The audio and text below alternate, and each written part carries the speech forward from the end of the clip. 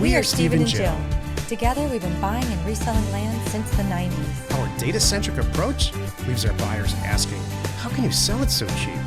Here on the Land Academy Show, We answer that and more. I'm Stephen Jack Butala. and I'm Jill DeWitt, and this is the Land Academy Show. This is episode number 2215. Today, Jill and I are talking about why community is the secret ingredient to longevity in the land business, and I would argue in any business or any social situation. Community is so important. Right before we turn the cameras on here, we both agreed. We usually don't agree. Just me. I think he's done, and so you're all good. I wanted to say today that there's a few things that I go on record that I wish I had when I started. And one of the things I did have was you. So that was huge. You had nothing. You dreamt this whole thing up, everything we do, our whole business model, how we find the deals, the direct mail, all of that. You dreamt up on your own, just like, let's just see if this works. And it did. And the things that didn't work. You don't seem to be too happy about it today, but yeah. No, not right now. But I'm just kidding. And what didn't work, you tossed out, which is great. But so anyway, there's a laundry list of things that even before it got to me, as this polished up great thing. And then now for Land Academy members, it's even better.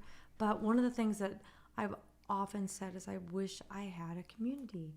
I didn't have anybody to talk to about stuff. I didn't have anybody I could call and say, have you ever had this experience before? What do I do with this? Kind of thing. Or how do I get out of this jam? Or how do I answer this question?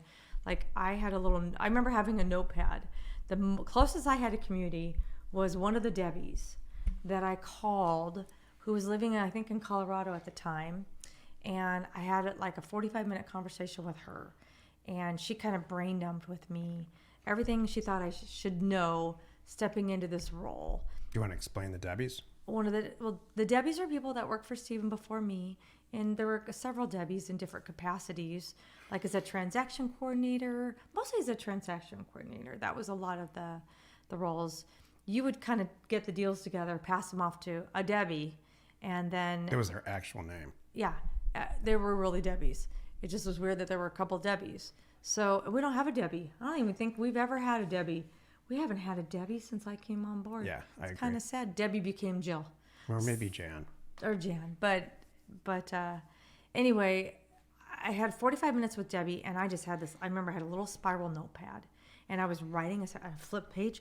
as much as I can, flip page, and she was explaining assessor's roles. What do I need to do? How do I deal with them? How do I interact, and what I need to get out of them, and why I use them. The recorder's roles, the zoning roles, and all the different people that I would talk to all throughout the transaction, right? From seller to county people to escrow agents to buyers, everything that she had. She didn't really have the sellers and the buyers part, but she had that middle part. My point is, I had a one-person community for 45 minutes. That's all I got. Oh. Everything else, I just had to wing it. I winged it and guessed. Or learn who to ask. And I'm not afraid to do that. If I'm talking to someone and they're not the right person, I'd say, all right, got it. I have a real good understanding in planning and zoning now. Where can I go to get the answers to this? And then maybe they can help me, maybe they can't, and I'd figure it out. So... The thing about today is, this is probably part of the topic, which is, community. Having that community to help you is monumental. So I have some examples, and we'll talk about it in a few minutes after the question, of being in a really positive professional community and a really negative one. Oh, and I haven't had a negative one. You have to, it's really important for you to decide if you belong in that community or not. Okay. It's harder this day and age because there's communities on the internet. Like, this is a community. It's an internet community. It's a little different. By the way, this week, all week, is Better Advice Week. Last week was sort of good advice. This week is Better Advice Week. Yesterday, we talked about understanding land market cycles and acting accordingly. Today, as we mentioned, why community is the secret ingredient for longevity in land investment. Tomorrow, Wednesday, we'll talk about, is flipping rural land still a good strategy in 2025? Heck yes. Thursday, the easiest way to fund your land deals without using your own money, which I would highly recommend in the beginning, not using your own money. And then Friday, finally, the role of persuasion in buying and selling. And Jill's going to really inform us about personality and persuasion and winning people over and making friends. Cool.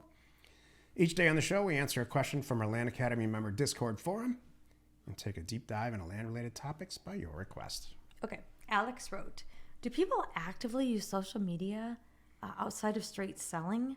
So the example that comes to mind for me is brand building. If so, do you manage a calendar for your social posts? Is there a platform you use to auto-generate posts? If so, what's working for you? This is perfect. This is a good question and perfect for people in our community. I hope there's a lot of good responses on that. So I'm going to go first with number one. For us personally, in our land selling community, I have to full transparency admit I have gotten lazy on it because my buyer's list is so good. I often sell properties before I get to this point. So, and that's only because of our longevity that we've built up over the years. However, I do love this. I have 3 examples of social posts. I love this question, and we should do a whole show on it. It is important. And there's, the thing about it is too, so outside of selling, because it helps build up your, credibility when you're talking about what you do as a person, not just, hey, buy this land. Let me give you 3 examples of a social media post. And then I would like you to think, Joe, please respond verbally, but I would like you, listener, to think about what you would be most interested in, not just in reading the post, but in the long, would you follow this person? Number 1, I have a piece of land for sale in Arkansas for $22,000. You need to really look at this. Take a look. Number 1. You see that everywhere. Number 2, I'm going to make $1 million on this deal. Here's how. Number 3, I'm a real person, and let me tell you my experience I just got off the phone with the seller. It looks like we're going to put a deal together, but there's 3 or 4 things that I'm going to have to overcome, and I might need somebody's help on it in this land community. Which one would you rather respond to or be involved in? I like all 3 for different reasons. Well, number 1's but 2 and 3 I like. I can't stand 1 and 2. Oh. Particularly number 1. It just reminds me of a real estate agent. Look at this amazing house I just listed. I hate that. It's just everywhere. It's so generic and silly. That's old school sales. We just got the new Chevrolets in. Come on down. Nobody wants that. The second one is, I don't care if you're going to make $1 million. Who cares? I don't care. The third one is in engaging me. Like, oh, really? You're down the path with this seller, and you think you're going to do the deal, but there's 3 things you need to overcome. I'd like to be a part, because I've had that happen too. Yeah. And I know if it hasn't happened to me in the past. So that's what I think. And please correct me if you think it's different, Jill. Branding yourself is. Mm-hmm. Providing information, asking for help, being part of a community, and engaging yourself in what's happening in the land investment community or any other community. Mm. I'm serious. Like, do you think people just want to see pretty stuff? No, I agree. It's what I think it's building. When you're talking about the land, and one of the things I really love, Alex, is that when members successfully post sold properties, who bought it, and what they're going to do with it, stuff like that. Like, this is what this person bought, and they said they're going to build their dream cabin with a ranch, whatever it is. These tell stories and helps other buyers going, that's what I want to do too. Do you have any more of those, Alex? That kind of a thing. I love success sales stories kind of thing. I separate posts in 2 different categories. Number 1, there's so many people out there that what they're really saying is, I'm amazing. Look at this dress that I have today. I am amazing. Look at this property I just listed. I'm amazing. And that turns me off in 1 second. But here's this process that I'm going through in my life, and it's not perfect. And let's engage somehow. I think that's the separate, much more in the minority types of posts. But to answer your question too, Alex, in case I don't, I think we moved on from Hootsuite. We were using Hootsuite, so I can't remember what the latest one is, but There are plenty of great platforms to help you auto post. Like you create the graphic, you create the video, you create and you load it, and you have different formatting for Facebook, Instagram, Twitter, X, whatever, all of that. It'll help you do that, and I love those. Definitely invest in something like that. Absolutely, and the tools, big difference. the tools to use this stuff are ever changing and constantly progressing and making it easier. Totally, especially with AI. What they won't do is create the message that you're sending. Very good. At least yet. Today's topic: why community is a secret ingredient to longevity in your land business. When I started out in real estate, right when I got out of college, I had a couple of real simple accounting jobs, and then I got what I thought was, and it ended up being an amazing opportunity in commercial real estate in the very early 90s in Detroit. So there was a real estate recession going on, like the cycles we talked about yesterday. And I was in with a group. I got in, it was full commission. I got in with a group where we all wore suits. There are a couple of guys in the office that have done really well financially, so everybody had expensive cars. And there was me and another guy who were just starting, the worst car that you can ever imagine, park it in the back so nobody could see it. We used to call it burying the car. And so I thought in the beginning that was an amazing community. And to some degree it was. It got me familiar with knowledge. I heard a lot of stories, but largely was much older people than me that could not type or use a computer in any way, telling stories about the good old days and how it was probably never going to be like that again. And so it wasn't a community where I could go to those guys and say, hey, there's this new technology called data sets and things with data. You know, have you ever thought about utilizing that? They would just laugh. And so that community didn't raise me up, and they didn't have any answers for me, and they couldn't identify with what I was going through. What they really were doing when I look back on it, even now this minute, was complain. Complain that times have changed and they're not making as much money as they used to. And every old man has some version of that going on. So eventually I sold a bunch of nursing homes to a group in Arizona, and they offered me a job.